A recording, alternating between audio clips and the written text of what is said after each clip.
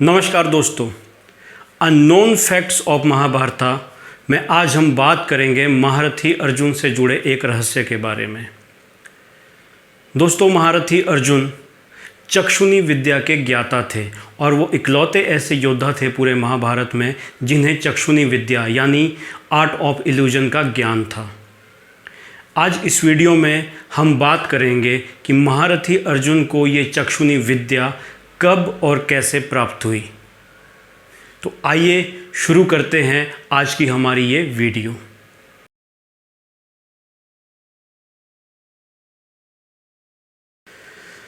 वारणावत में स्थित लाक्षागृह से जिंदा बचने के बाद पांडव अपनी माता कुंती के साथ ब्राह्मणों के नगर एक चक्र में भेष बदलकर अपना समय व्यतीत करते हैं।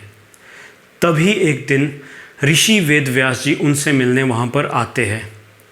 वेदव्यास जी उन्हें बताते हैं कि पंचाल नरेश द्रुपद ने अपनी पुत्री द्रौपदी के विवाह के लिए एक भव्य स्वयंवर का आयोजन किया है। उसमें उन्होंने देश विदेश के राजाओं और राजकुमारों को आमंत्रित किया है। पांडवों को भी उस स्वयंवर में जाकर भाग लेना चाहिए और द्रौपदी को अपनी पत्नी के रूप में प्राप्त करना चाहिए, क्योंकि अगर ऐसा होता है तो पांडवों को कौरवों के खिलाफ एक बहुत बड़ी ताकत मिल जाएगी और उन्हें भेष बदलकर दर दर नहीं भटकना पड़ेगा।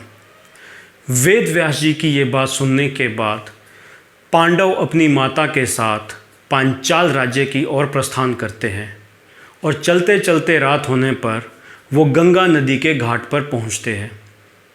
उस वक्त वहाँ पर जल में गंधर्वराज अपनी पत्नियों के साथ जल क्रीड़ा कर रहे होते हैं।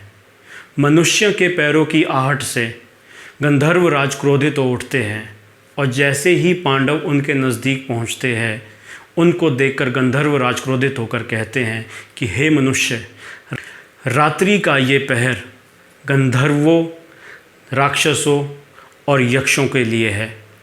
अगर ऐसे समय में कोई मनुष्य लोभवश उनके पास आता है तो वो उसे जान से मारने का अधिकार रखते हैं। हे मनुष्य, अगर तुम अपने प्राणों की रक्षा चाहते हो तो यहाँ से तुरंत चले जाओ। गंधर्वराज की ये बात सुनकर अर्जुन क्रोधित हो उठते हैं और गंधर्वराज से कहते हैं कि दिन हो या रात हो या अमावस्या हो, समुद्र पर, हिमालय पर्वत पर और नदी पे जाने से उन्हें कोई नहीं रोक सकता।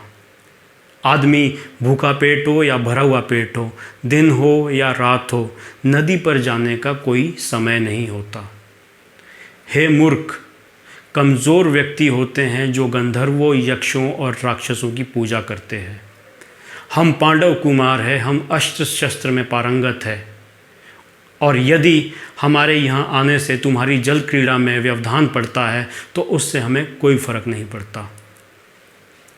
अर्जुन की ये बात सुनकर गंधर्वराज अति क्रोधित हो उठते हैं और अपने रथ पर जाकर अर्जुन पर बाणों की वर्षा कर देते हैं। इसी तरह दोनों वीरों के बीच एक भीषण युद्ध छिड़ जाता है। तभी अर्जुन अपने आग्नेय अस्त्र से गंधर्वराज के दिव्य रथ को जलाकर राख कर देते हैं। गंधर्वराज बेहोश होकर ज़मीन पर गिर जाते हैं। तब अर्जुन उन्हें बालों से पकड़कर घसीटते हुए युधिष्ठिर के पास ले जाते हैं। ये कृत्य देखकर गंधर्वराज की पत्नी दौड़ते हुए युधिष्ठिर के पास जाती है और उन्हें अपने पति को ना मारने की विनती करती है।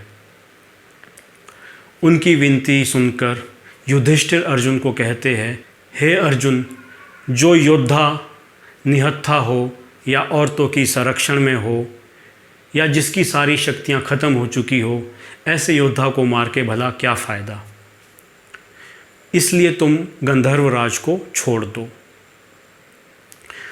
युधिष्ठिर की ये बात सुनकर अर्जुन गंधर्वराज को छोड़ देते हैं। तब गंधर्वराज अपने प्राणों के बदले में अर्जुन को चक्षुनी विद्या, जो कि सिर्फ देवताओं और गंधर्वों तक सीमित होती है, अर्जुन को प्रदान करते हैं। तब अर्जुन भी आग्नेय अस्त्र को भेंट स्वरूप चक्षुणी विद्या के बदले में गंधर्वराज को समर्पित करते हैं। तो दोस्तों, इस तरह से महारथी अर्जुन को चक्षुणी विद्या यानी आर्ट ऑफ इल्यूजन का ज्ञान हुआ था। आई होप आपको ये वीडियो ज़रूर पसंद आई होगी। इस वीडियो को लाइक करना और शेयर करना ना भूलें और मेरी वीडियो लगातार आप तक पहुँचे इसलिए चैनल को सब्सक्राइब ज़रूर करें। धन्यवाद।